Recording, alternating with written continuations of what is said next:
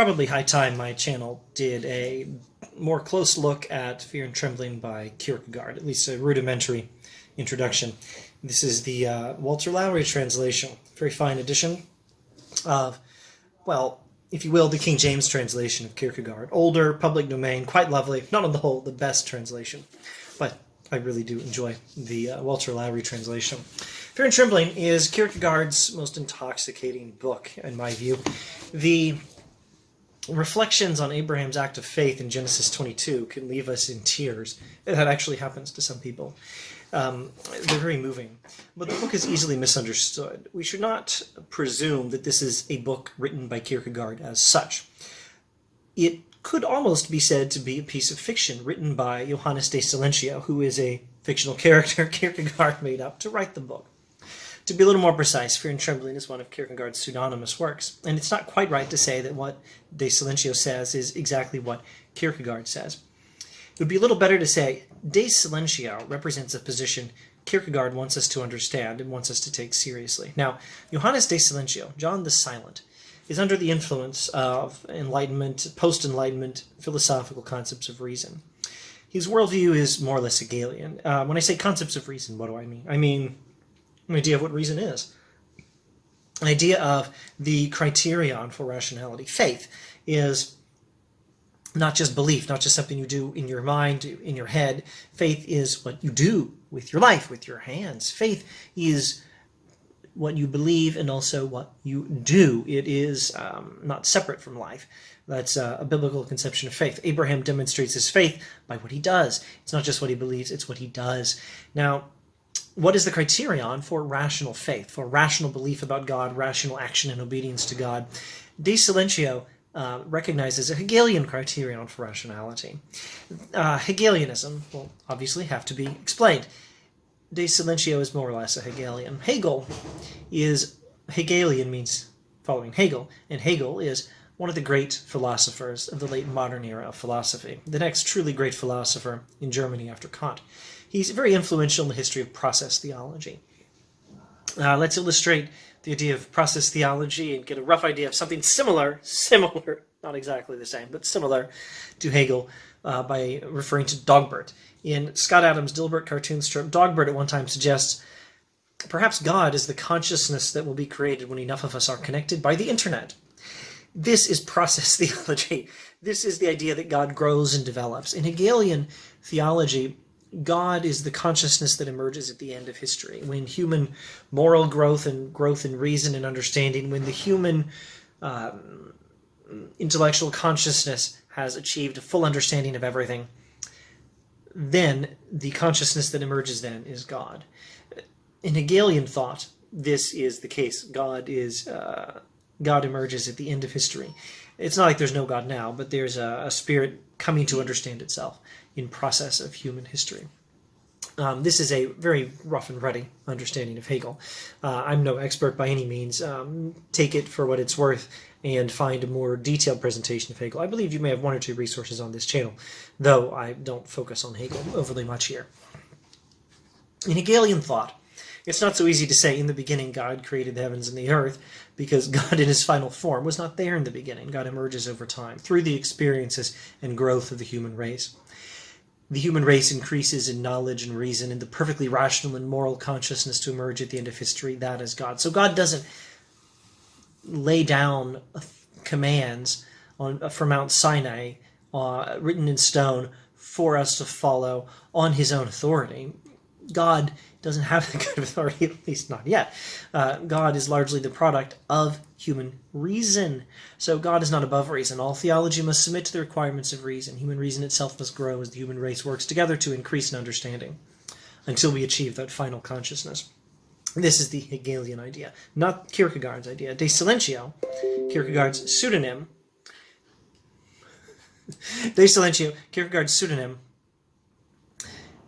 thinks in similar terms and is considering the clash between this understanding and biblical faith. De Silentio admits that he's not a man of faith and cannot understand Abraham's faith, but he understands what it's not, and what it's not is Hegelian.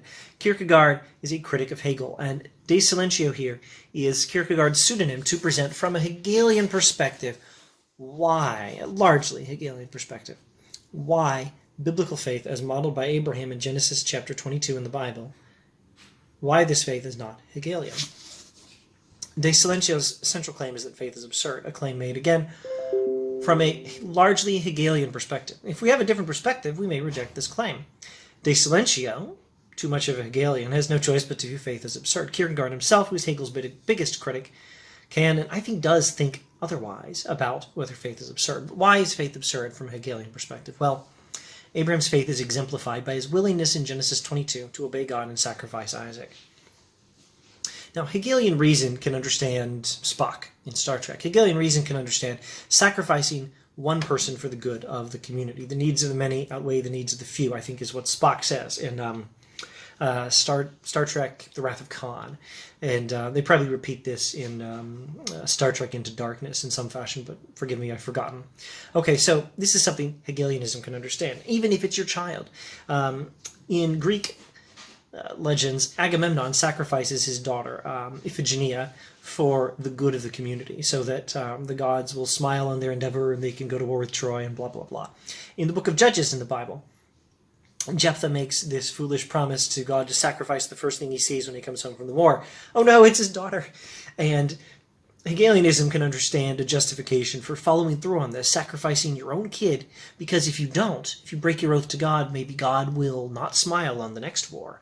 Maybe you'll lose your battle to the Philistines or whomever Jephthah was fighting. Consult the book of Judges for the story of Jephthah. So sacrificing one for the good of the community, even if it's your own child, Hegelianism can understand that. That's a reasoning that Hegelianism can understand. Hegelianism can recognize the superiority of the community to the individual. Even destructive actions can be justified by higher ends, like the end of the community. But Hegelianism doesn't understand God's command as a higher end because, well, God doesn't even emerge until the end of history. You can't say in the beginning God created the heavens and the earth and God gave us these commands at Mount Sinai on his authority, because God doesn't have that kind of authority, at least not yet. So Hegelianism doesn't understand that. Hegelianism recognizes sacrificing one for the good of more, for the good of the community. But Isaac is Abraham's heir. Isaac is the heart of the community, the Hebrew community, the community of Abraham. In the biblical narrative, as De Silentio explains it from a Hegelian perspective, there is no sacrificing Isaac for the community. He is the community. He's the future of the community. Sacrificing Isaac is sacrificing the community.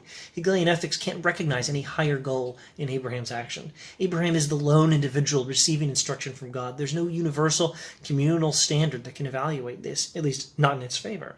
So Hegelianism can't approve of Abraham's action. It can only recognize it as absurd. So Kierkegaard is writing in a time of confusion. Pretty much everyone in Denmark in the 1800s assumes that pretty much everyone in Denmark is a Christian. But the majority of Denmark's intellectuals are Hegelians. As Hamlet says, something is rotten here in Denmark in this scenario. Christianity and Hegelianism are not compatible, but most people don't realize that. Many people think that they're both Christian and Hegelian, and you can't do that. You can't be both. Even those who are not intellectuals studying Hegelianism at the university typically have a lot of the same ideas, like the idea that human reason will be able ultimately to prove everything true and justify everything that's just. But it can't do that for Abraham unless it's simply by appeal to the commands of God. Now, is that a criterion of reason? Is God's command a sufficient justification for action? Quite possibly, yes.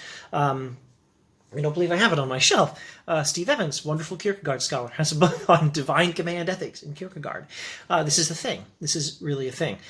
This is a plausible, at least at a minimum, it's a plausible interpretation of Kierkegaard. But you've got to understand, there's Kierkegaard and there's Kierkegaard.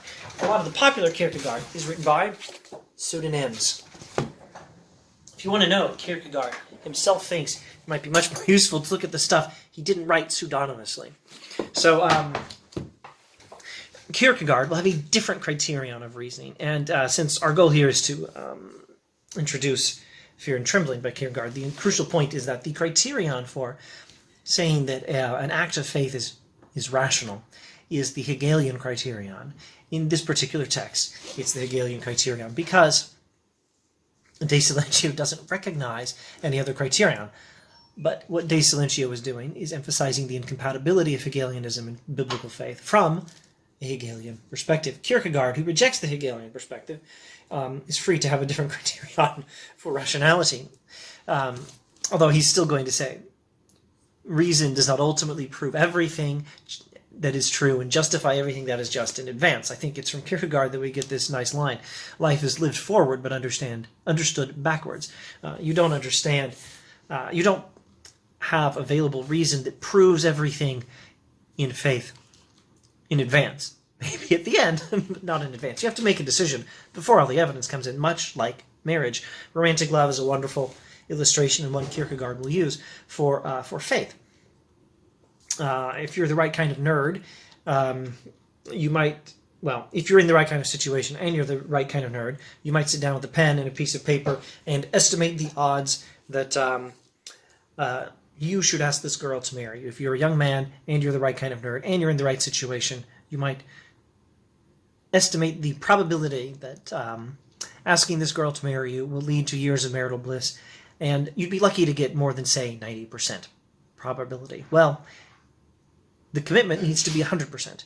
The commitment needs to go beyond what reason itself is able to justify in advance. That's the Kierkegaardian way of thinking. So, if all of this is the case, if Hegelianism can recognize no higher goal that Abraham's action follows, if Abraham is sacrificing, or being willing to sacrifice the community itself in the sacrifice of Isaac, and therefore must be considered unethical from Hegelianism, what do we do with biblical faith? That's De Silentio's point, and that's Kierkegaard's point. Kierkegaard's point is to show us that there's an inconsistency between Christian theology based on Abrahamic faith and these Hegelian principles. The main lesson from Fear and Trembling is this if-then statement. If Hegelianism is right, then Abraham's faith is absurd. If Hegelianism is right, then Abraham's faith is absurd. That's the point of Fear and Trembling. Now, I think Kierkegaard would advise us to do the right thing with the if-then statement. To say, if Hegelianism is right, then faith is absurd. Faith is not absurd, so Hegelianism is not right. That would be Kierkegaard's advice. He's a Christian. He is a Lutheran. That's, I think, what he would advise us to do. De Silentio is a bit different. De Silentio goes this way. If Hegelianism is right, then Abraham's faith is absurd. Hegelianism is right, therefore faith is absurd. I think Kierkegaard would be well pleased if you just recognize the if-then, if you recognize the inconsistency between Hegelianism and biblical Christian faith. Recognize they're not compatible, except the if-then. If Hegelianism is true, then Abraham's faith is absurd. I think Kierkegaard would be well pleased if you would just go that far, even if you stop at being an honest Hegelian who recognizes he's not actually a Christian. But I think Kierkegaard's actual advice would be to do more, to recognize the incompatibility and choose Christianity over Hegelianism.